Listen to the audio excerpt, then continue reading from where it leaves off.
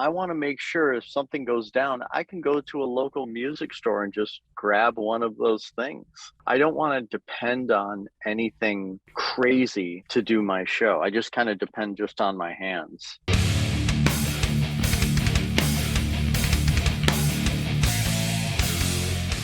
Ghost Cult welcomes in the one and only John Five. How are you doing today, sir? I am doing well. How are you? I am Jim Dandy for a Friday, let me tell you. Oh, great, great, great. Very few bad Fridays in my whole life. So today's a good one. Awesome to talk with you. We've chatted before a while back. Super excited to talk about the Sinner tour and the Sinner album. First and foremost, I sound a bit like a broken record, but it is a really tough time in the world. So I do hope that you, your family, your conspirators and collaborators, you guys are all okay as we speak today. Yeah, everybody's doing okay, and hope the same for you. Hope that all is good. Yeah, we're holding up. We're holding up here, the global Ghost Cult team, and it's been wild. I don't know how much touring you got to do of late beside Zombie, but this is a pretty epic undertaking. This solo tour with the Haxons and a few dates with Fozzy and Welcome to Rockville. I'm so happy for you. We went to Mexico with the Creatures, and we've done some zombie shows and some things like that. So we're just super excited. I leave Monday. Right on, and the LA show is already sold out, so now we just got to get the rest of them. Yeah, I mean, the shows are doing really, really well. I'm super happy, super excited that things are doing so well. Very, very happy. Yeah, that seems to be I had a feeling anyway. That seems to be the case. That I knew when shows came back, we were gonna rage, like Vikings, and in the Yeah. best way. That we were gonna be really pumped up, and even just going to the bar for metal night and seeing people has been really great. And I'm in Northern California, so Oh, nice. I feel like the West Coast has been ahead of the curve on everything, not to science it up too much, but we were able to go to a lot of shows and festivals probably before the rest of the country and even the world. Yeah, that's great. We're doing Aftershock this year, so it's in your neck of the woods. Yeah, right. I'll be there. Yeah. I'll say this, man. There's never been a dull zombie show ever, and every single tour and there was one year I saw just happened to catch Rob and you like four times in one calendar year. I'm gonna say 3-4 years ago, just for whatever reason. I just happened to be at every festival and a tour date, and every show was different. Oh, cool. Yeah, every Yeah. single show was different, which was great. Yeah. So we have a lot of fun up there, that's for sure. Yeah. Cool. Right on. For your own solo tour, and again, this is with the Haxons on most of these dates, which rules. Piggy D and Ash Costello, huge fans of them. Also, what kind of prep goes in? Do you do anything differently for your own shows than you would for let's say a zombie tour or going into the studio? Yeah, it's a completely different animal. It's we are doing this, playing these songs, and we're making a live record as well. So we're going to play all the songs from Sinner, but in, of course, different cities. We won't do the whole album at one. We'll do like two songs here and two songs there, and things like that. But we're recording all over the country, and then we'll put out a live record, Live Sinner, just like I did with the last record, Invasion. We recorded all over the country and put out Live Invasion. So it's going to be a lot of fun. And my philosophy with that is like, just imagine your favorite band. If like AC/DC did a live album on their tour of Back in Black and did every song from Back in Black live, or Van Halen Fair Warning live or something like that. So it's so easy to record nowadays. I'm just thinking, oh well, might as well, let's do it, and keeps people on their toes too. Right on. And do you feel like maybe because of social media and all these different sort of mediums to share your music, do you feel like maybe the onus is a bit on you to create extra content, to make sure you have an abundance of tracks, to have some stuff in reserve, covers and things? I feel like the pressure is on everybody to just create all the time. Well, I love to create, so I don't really see it as a work or anything like that. but then you also have to make sure you don't, overflood your fans with content. You just have to keep it. There's got to be a happy medium, of course. Of course. And, obviously you have a legion of people who know you from Zombie and a bunch of guitar nerds with sore fingers who follow you around and, obsess over your work, which is a good thing, a good problem. Obviously live is where it happens. You have a lot of freedom. You don't have to necessarily, you can improvise and jam out and add to things. Do you feel like a song is ever finished, or maybe that's maybe the gift of these live albums is we're really getting almost a new view of some of these older songs? Well, with the songs from Sinner, here's what I try to do. I'm trying to play them exactly like the record, and it's a challenge because there's so many notes and so many things happening, and it's. I remember I used to go see Rush, and I would go see bands like that, and they would play exactly like the record, and I just was very impressed by that. I was like, they were so good live, and they were just such perfectionists, and it just sounded so good. So I'm gonna try to get it as close to the record as possible. Nice. Just as a sidebar, I know what a Lifeson fan you are. Have you checked out his new band? It's really great. Envy of None, Eon. I have not. Tell me about it. How is it? Yeah, it's cool. It's like a completely different vibe, obviously, than Rush. Why would you go make the same band again or do something similar? Right? He's got kind of a lead vocalist and a complete band kind of vibe where they're all, as you would imagine, a lot of people are very egotistical and stick their name on something, but he took his name, off the masthead, sort of. It's not Alex Lifeson's blank, it's this band, and it's really killer. I highly recommend it. Oh, I'm gonna check it out for sure right after this interview. That's great. Word. Of course, the Sinner album has these great guest appearances, so that's always a challenge live too. How will you pull off the tracks like Euphoria and Que Pasa? Yeah, that is something. What we do is now this is very interesting. There's so we played to a click track because if it's too fast or too slow, it is very, very difficult to play this stuff because there's so many notes, there's so many things happening.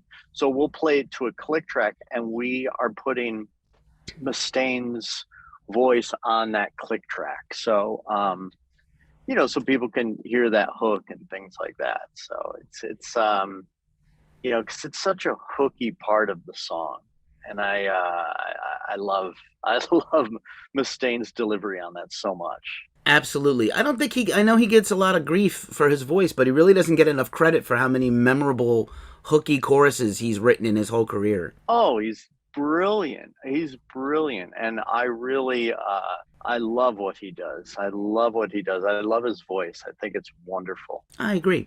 I'm also super thankful for the covers, the little jazzy version of Crazy Little Thing Called Love, which works beautifully. And then I love Georgia on My Mind. First of all, one of the greatest songs ever. And then you got to work with Peter Criss, who's, kind of semi retired. So it's really, wonderful to hear him on that track. And I know what a Kiss fan you are.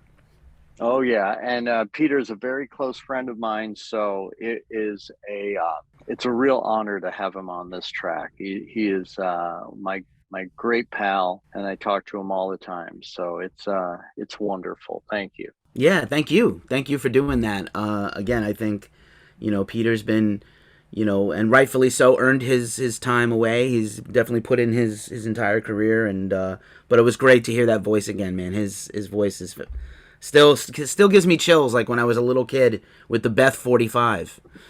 Oh sure, how great was that? Yeah. But yeah, like I don't think people realize you've put out like 15 solo records, including the live ones, in like 15, 17 years. It's mind blowing a little bit. Plus all your work with Rob and guest appearances and other things, tribute albums. Yeah, it's a lot. Again, I don't really look at it as work. I just love playing. I love, doing what I do, and I love going on tour. So I mean, life is good. I can't complain. That's for sure. Nice, man. I love hearing that. Of course, your setups are different for live than versus the studio, I would imagine. But is there anything essential or specific that you need in your live rig or your pedal board that you have to have to tour versus something that's a luxury back home? I keep it so simple, like almost comical how simple it is. I have a regular Marshall head, I have a regular Marshall cabinet, and Boss pedals, and that's it. I have, it's so simple. And the reason I keep it that way, I want to make sure if something goes down, I can go to a local music store and just grab one of those things.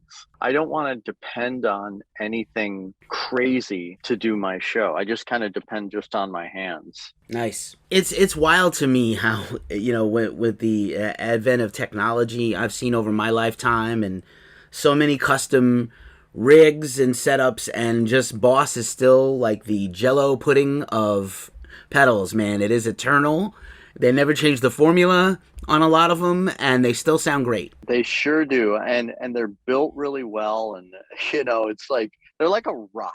If you think of it, think of picking up one of those Boss pedals. It's kind of like a rock, and they're built like that because you step on them, and that's their purpose, and they're wonderful. What was the first pedal you ever owned, by the way? I think it was the heavy metal pedal. Woo! The Yeah. best ever. The HM and the HM2 they're so eternal. I think Clutch has a brand new single out that like the subtitle is Boss Metal Zone. Yeah. Yeah. It's so cool. I need to get me one of them sweaters. That's the pedal layout top, right? The knobs Right. and the footprint. And yeah, I just out of curiosity, just again, when you're on tour versus when you're home or recording, what's like? Do you besides your warm up before going on stage, do you just woodshed all day, or are you taking a lot of downtime in between shows? People don't appreciate how grinding the road is, and I imagine after a long layoff in between tours, even now, it could be a bit of adjusting the first few days. I've never gone a day without playing guitar, which is strange. I don't remember the last time, even when I travel. I play all the time, so I really never put it down, which is odd. Now that I'm thinking about it, it is odd, but I never like kind of decompress because I don't really have to. I even sometimes play after the show. Sure, of course. Maybe something you thought of that you didn't do on stage, or just some, Yeah, just an activity. This is what I do. I come with a guitar. well, John exactly. Five, the action figure, comes with a guitar. Everybody, and a Marshall Yes, stack. yes, exactly.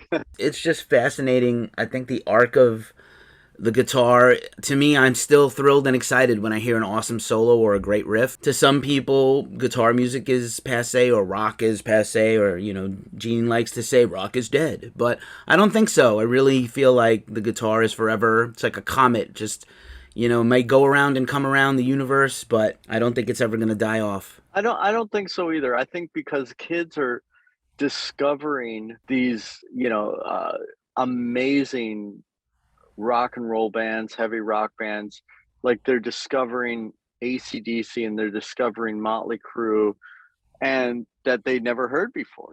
They might just check it out this year or last year, and coming across it, or Guns N' Roses or anything like that. They're like, whoa, this is incredible, because it is.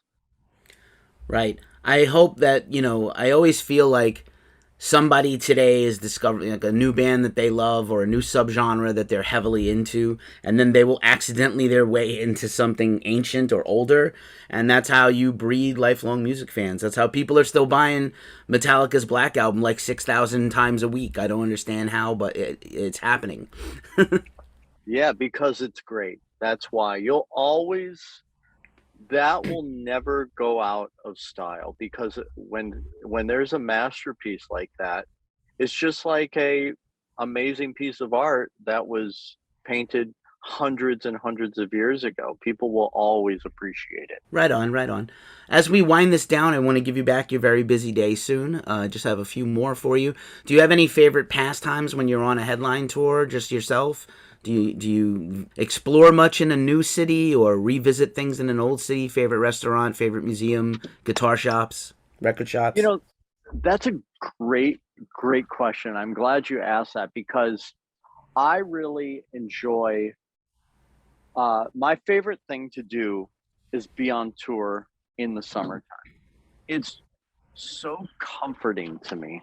It's, yeah, I like to do all those things. Go to record stores. I love going to, visit friends that live in those states that I haven't seen since the last tour. Things like that that are very special to me.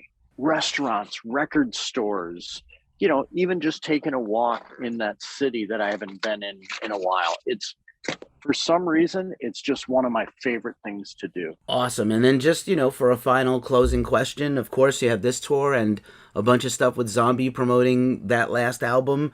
What else do you have on tap or that you can share with us for the rest of the year? Well, we have the Sinner tour, of course, and then we have the Zombie tour with Static X and Mudvayne and Powerman 5000. So we're planning a European tour with the Creatures in November. So there's a lot going on. There's a lot going on. So I'm super excited. Things are good. Awesome. I'm so happy things are good, John. It's always great to catch up with you. Thank you so much for hanging out with Ghost Cult. Be safe out there on the road, and I will see you next week in San Francisco. Thank you, dude.